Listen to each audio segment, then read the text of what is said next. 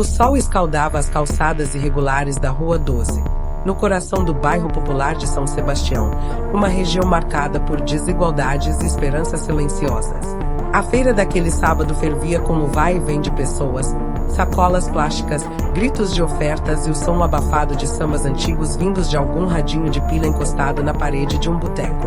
Dona Marlene, uma senhora franzina de 72 anos, organizava com capricho suas bandejas de coxinhas e bolinhos de aipim sobre uma mesa de madeira torta. Apesar da idade, a dignidade e o sorriso não lhe faltavam. "Bom dia, meu filho. 3 por 5 hoje", dizia ela a um jovem apressado. Mas o clima leve da feira foi abruptamente interrompido por passos pesados e uma presença tensa. Tenente Ari Lobo, um policial corpulento, de olhar frio e uniforme amarrotado, surgia entre as barracas como um predador em meio ao pasto. Conhecido por sua brutalidade e cobranças indevidas, Ari era o terror dos pequenos vendedores. Ninguém ousava enfrentá-lo, não por covardia, mas por medo do que ele podia fazer. "E a senhora, Dona Marlene, já esqueceu da taxa da semana?" perguntou ele com voz ameaçadora, enquanto apalpava o cacetete no cinto. Dona Marlene abaixou os olhos. "Seu Ari, essa semana não vendi quase nada, mal deu para comprar farinha." Não houve tempo para mais desculpas. Com um empurrão bruto, Ari virou a mesa da idosa, espalhando coxinhas pelo chão e derrubando o velho isopor onde ela guardava o suco. Uma coxinha rolou até os pés de um homem parado ali perto. Era Cacá. Camiseta branca, óculos escuros, boné abaixado. Sozinho, sem segurança, sem equipe. Estava de passagem pelo bairro a convite de um projeto social, mas decidirá andar sozinho pela feira antes de seguir para o campo de futebol da comunidade. Ao ver a cena, agachou-se, pegou a coxinha do chão com cuidado e se aproximou de Dona Marlene, ajudando-a a se levantar. "A senhora está bem?" perguntou com voz baixa. Marlene, em lágrimas, só conseguia assentir. Foi então que Cacá se virou para Ari, com firmeza mas sem agressividade. Disse: "Ela só quer trabalhar, senhor." O policial se virou bruscamente. "E você é quem? Sai da frente, meu irmão. Isso aqui não é problema teu. Problema meu é ver uma senhora da idade dela sendo humilhada. Isso é um crime." Ari não estava acostumado a ser contrariado, ainda mais em público. Caminhou até Cacá, inflando o peito. "Quer ir junto com ela para a delegacia? Porque aqui quem manda sou eu." E com o dedo indicador, passou a empurrar o peito do ex-jogador. "Sai da minha frente, agora." A movimentação chamou a atenção de todos. Vendedores, clientes, crianças. Um silêncio estranho caiu sobre a feira. Câmeras de celulares se ergueram. Um garotinho de 9 anos, chamado Pedrinho, cochichou para a mãe: "Mãe, é o Cacá. Tá defendendo a vovó." Ari parou. Olhou de novo. Os óculos escuros foram retirados. A barba rala não disfarçava o rosto conhecido do Brasil inteiro. O sangue lhe subiu ao rosto, mas seus olhos vacilaram. "Cacá", balbuciou. Ao redor, ouviu-se o primeiro sussurro de surpresa, depois um murmurinho crescente. Alguns começaram a filmar ainda mais perto, outros apenas observavam boquiabertos. Cacá olhou em volta, viu os rostos cansados, as expressões endurecidas.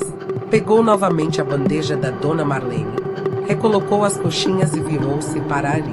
"Seu salário é suficiente para viver com dignidade. Então por que tirar a dignidade de quem só quer sobreviver com honestidade?" Ari tentou reagir, mas não havia mais retorno. O clima se invertia. A multidão se aproximava. Dona Marlene, ainda trêmula, segurava o braço de Cacá como se fosse seu neto. O garoto Pedrinho se aproximou mais, com o celular na altura do rosto, captando cada instante. "Isso vai bombar, tio", murmurou. Naquele momento, algo mais forte que fama ou autoridade estava em jogo: a justiça. E um prato de coxinha virou um grito de basta para uma população inteira acostumada a engolir o choro. Naquela tarde abafada em São Sebastião, enquanto a poeira da rua subia ao ritmo dos passos apressados de moradores voltando do trabalho, a atmosfera no mercado de esquina fervia com tensão. Ari Lobo, O policial, conhecido por sua brutalidade e corrupção, estava no centro de uma cena que se repetia com frequência, mas que naquele dia tomaria um rumo inesperado. Diante do carrinho simples de Dona Marlene, uma senhora de cabelos brancos e mãos calejadas, ele gritava com agressividade, exigindo o que chamava de apoio logístico para manter a ordem. Era, na verdade, extorsão disfarçada. Com os olhos marejados e a voz trêmula, Dona Marlene suplicava: "Seu Ari, hoje não vendi nem metade do que costumo. Deixa para próxima, por favor."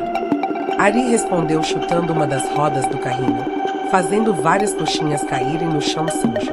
"Não quero saber. Ou paga ou não vende mais nada nessa rua." A cena, embora comum, ainda gerava desconforto entre os que presenciavam. Todos sabiam da fama de Ari. Pior, da sua imunidade. Ele não respondia a superiores, pois alegava ter padrinhos fortes na corporação. Mas aquela tarde, o destino quis que algo mudasse. De longe, um homem alto, magro, de camisa simples e óculos escuros se aproximava. Andava com calma, mas com um ar de decisão. Ao ver a situação, parou, observou e disse com voz firme, mas respeitosa: "Ela só quer trabalhar, senhor. Não precisa disso." Ari, sem olhar direito, respondeu de pronto: "Vai cuidar da tua vida, meu irmão. Tá achando que é quem?" Ele se virou e encarou o homem. O sargento deu 2 passos rápidos e meteu o dedo no rosto dele. "Cai fora antes que sobre pra tu também." O homem não se moveu, não gritou, não revidou, apenas manteve o olhar tranquilo e firme. Foi então que uma criança, com uma camisa surrada do São Paulo FC, puxou a mão da mãe e cochichou: "Mãe, é o Cacá." O nome ecoou como um trovão. As cabeças se viraram. Os celulares se ergueram. Ari franziu os olhos, confuso. Deu um passo para trás, tentando reconhecer o rosto por trás dos óculos escuros. Cacá, agora claramente identificado, tirou os óculos. O sol refletiu nos olhos serenos, mas determinados. Ele voltou-se para Ari. Sem alterar o tom de voz, perguntou: "Seu salário é o suficiente para viver com dignidade, não é? Então por que tirar a última refeição de uma senhora que só quer trabalhar?" A multidão emudeceu. Ari não respondeu. Ele estava diante de uma figura que transcende o futebol. Cacá não era apenas um craque. Era um homem de fé, respeito e voz. Uma voz que, ali, naquele momento, levantava-se contra um sistema silenciosamente cruel. Ari, sentindo-se exposto, murmurou algo e saiu andando, empurrando um transeunte no caminho. Os presentes aplaudiram não por fanatismo, mas por alívio. Pela primeira vez em muito tempo, alguém enfrentará aquele abuso com coragem e classe. Dona Marlene chorava em silêncio. Cacá se agachou, ajudou a recolher as coxinhas e a endireitar o carrinho. Disse: "Você não está sozinha. Não mais." Naquela noite, os vídeos viralizaram. Mas mais do que curtidas, eles plantaram uma semente. Algo estava por vir. O sol começava a descer lentamente no céu de São Sebastião, tingindo as nuvens com tons alaranjados e rosados. Cacá caminhava ao lado de Dona Marlene pelas vielas apertadas e empoeiradas da favela, ajudando-a a carregar os poucos restos do que havia sobrado do seu tabuleiro destruído. Nenhum deles dizia uma palavra. O silêncio entre os dois era pesado, cheio de significados que só o tempo poderia traduzir.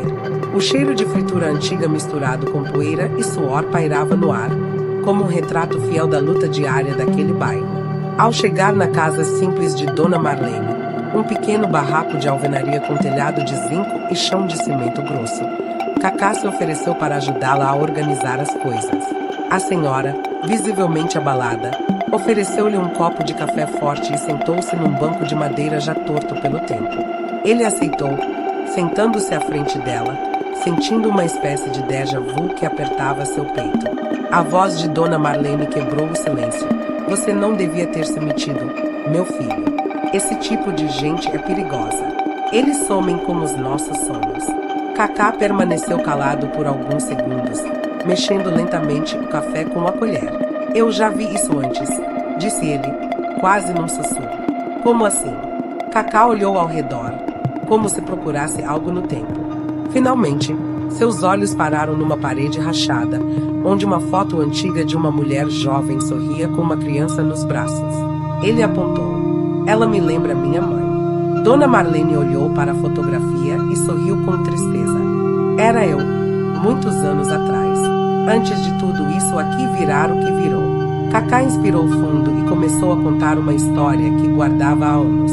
Quando era pequeno, sua mãe, Dona Cida, sustentava a casa sozinha após a morte precoce do pai de Cacá. Ela vendia café, pão com manteiga e bolos caseiros perto do ponto de ônibus do bairro. Todo dia, antes de ir para a escola, Cacá ajudava a carregar as garrafas térmicas e os potes de bolo. Era uma rotina que o fazia sentir-se útil, mesmo na infância. Mas houve um dia em especial que nunca saiu da sua mente. Um policial apareceu e começou a implicar com Dona Cida, dizendo que ela não tinha licença para vender ali. Mesmo sabendo que era uma desculpa, ela tentou conversar. O policial chutou a garrafa de café, espalhou os bolos pelo chão e empurrou a mulher. Cacá, com apenas 9 anos, correu para segurar a mãe caída e viu nos olhos dela um medo profundo. Uma humilhação que ele nunca conseguiu apagar da memória.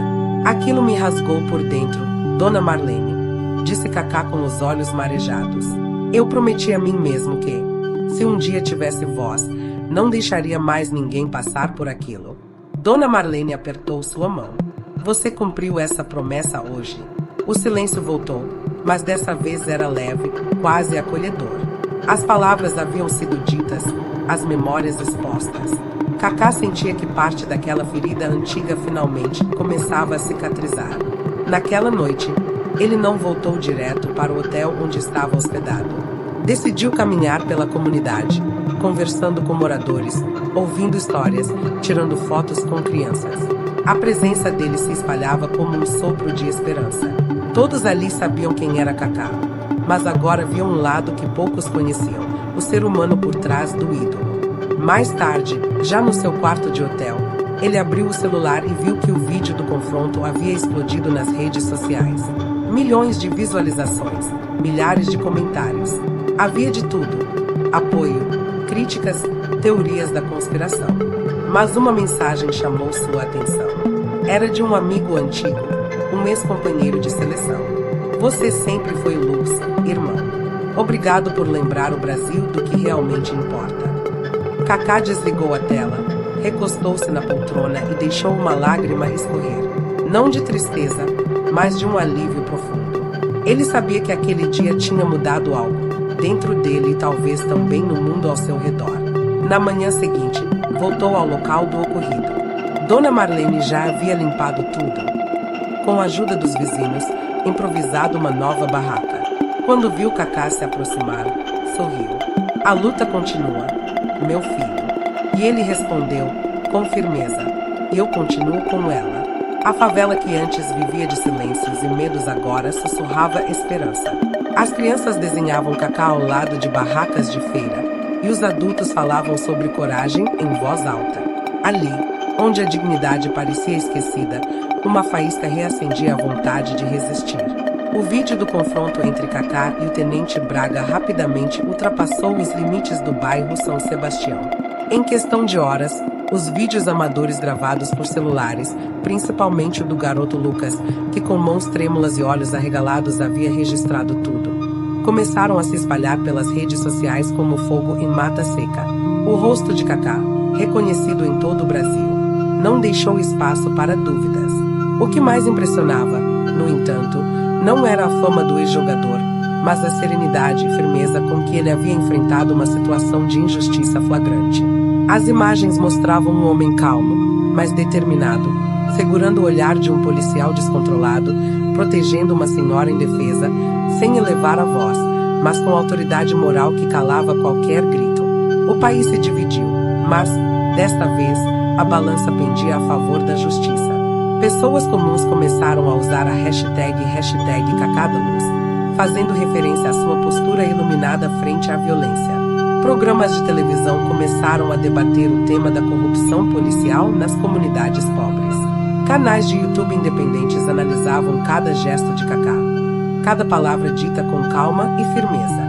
A pressão foi tanta que até mesmo dentro das forças policiais começou a surgir incômodo. Entre os corredores abafados dos batalhões, muitos sussurravam entre si.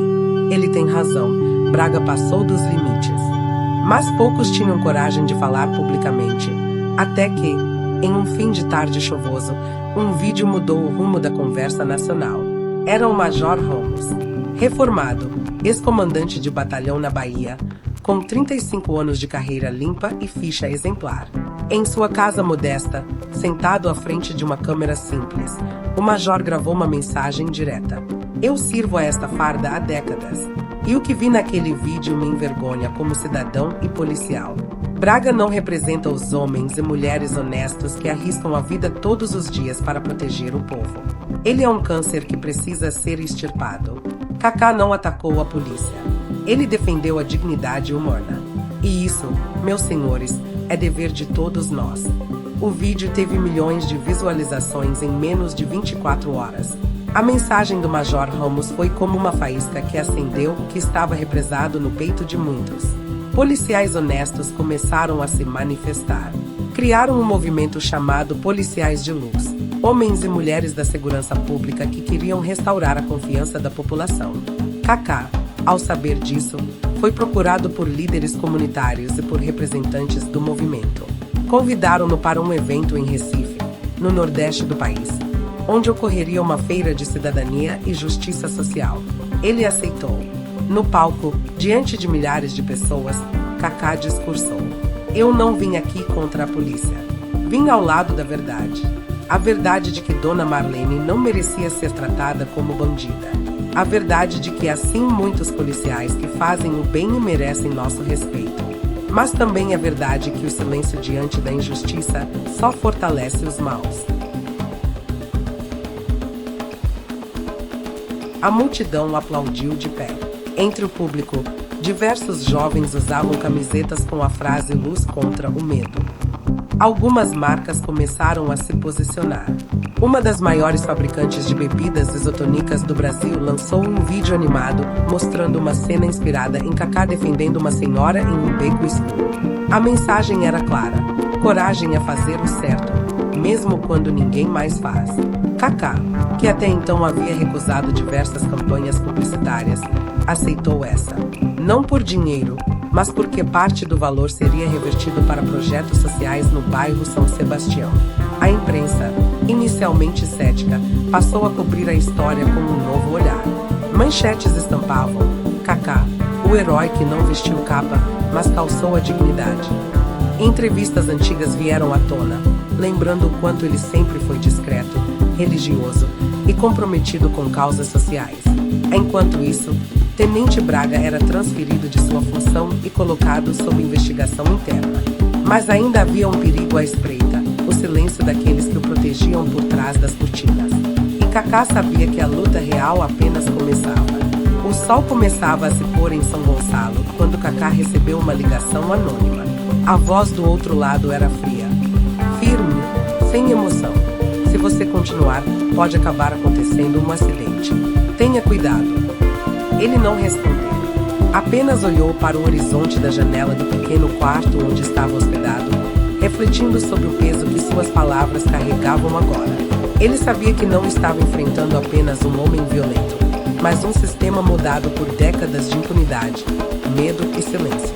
No dia seguinte, enquanto se preparava para voltar à comunidade para mais uma reunião com os moradores, Kaká foi surpreendido por uma multidão reunida na praça principal. Cartazes com frases como "Estamos com você", Kaká e "Justiça para Marlene" tremulavam no ar. Crianças vestindo camisas do São Paulo e da seleção brasileira corriam entre os adultos, com celulares em mãos, prontos para registrar qualquer novo desdobramento. Tiago Ramos, o major reformado da Polícia Militar que havia viralizado com seu vídeo denunciando Braga, apareceu ao lado de Kaká. Pegou o microfone improvisado, com voz embargada, declarou: "Chega de termos medo dos nossos próprios colegas. O verdadeiro policial protege, não ameaça. E hoje, estou aqui como cidadão e como policial para dizer: não estamos mais sozinhos." A multidão aplaudiu em pé. Em meio aos aplausos, Braga apareceu do outro lado da praça, cercado por 2 homens de terno. Advogados, talvez. Sua postura era arrogante, mas havia algo diferente em seus olhos, um traço de incerteza. Ele caminhou até Kaká, parou a poucos metros e disse, com um meio sorriso debochado: "Parabéns, astro. Conseguiu seu show. Mas você realmente acha que isso vai mudar alguma coisa? O sistema engole idealistas como você."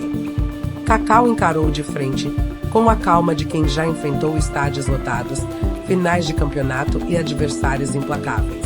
"Eu não quero um show, Braga. Eu quero que crianças como aquelas ali cresçam acreditando que justiça não é só uma palavra bonita. E se isso te incomoda, então talvez você seja parte do problema." Um silêncio profundo caiu sobre a praça. Braga ficou paralisado por alguns segundos. Logo depois, um oficial da corregedoria da polícia apareceu, entregando a Braga uma notificação formal de afastamento imediato para a investigação. Braga tentou protestar, mas foi interrompido por gritos da multidão. "Fora Braga! Justiça já!" Com a queda de Braga, Kaká se viu diante de uma nova responsabilidade. Não bastava apenas expor um erro. Era hora de construir algo novo. Nas semanas seguintes, Kaká iniciou, com o apoio de voluntários e moradores locais, um projeto social chamado Bola de Luz. A antiga praça onde ocorrerá o confronto foi transformada em um centro comunitário com uma pequena quadra de futebol, biblioteca infantil e um auditório improvisado onde jovens podiam assistir aulas gratuitas com professores voluntários. Durante a inauguração, Dona Marlene, a vendedora de frutas, foi convidada para cortar a fita simbólica. Ela, emocionada, disse: "Nunca imaginei que alguém importante se importaria com uma velha como eu. Obrigada, Kaká, por lembrar ao mundo que dignidade não tem idade, nem classe social." Cenas da cerimônia circularam nas redes sociais. Influenciadores, jornalistas, artistas e até atletas internacionais compartilharam o vídeo com hashtags como #KakáPeloPovo e #JustiçaComeçaComum. Enquanto isso, a corregedoria aprofundava as investigações sobre Braga, revelando que ele havia extorquido dezenas de ambulantes por anos. Com provas e testemunhos agora fortalecidos pelo apoio público, ele foi julgado e condenado por abuso de poder, coação e extorsão. Em uma entrevista ao vivo para a TV aberta, Kaká foi questionado se tudo havia valido a pena. Ele respondeu: "Sim, porque cada lágrima que vi cair no rosto de Dona Marlene valeu um mundo inteiro de silêncio que já devia ter sido quebrado há muito tempo." No final do programa, um jovem repórter perguntou a Kaká o que ele planejava fazer agora. Kaká sorriu. Continuar jogando, mas, desta vez, não em um campo de futebol. "Agora, meu jogo é pela dignidade, pela esperança. E esse campeonato só acaba quando todo brasileiro puder andar na rua sem medo." A câmera se afastou lentamente, mostrando Kaká em pé no centro do campo da nova quadra comunitária, cercado por crianças sorrindo, enquanto o céu de São Gonçalo se tingia com as cores do entardecer.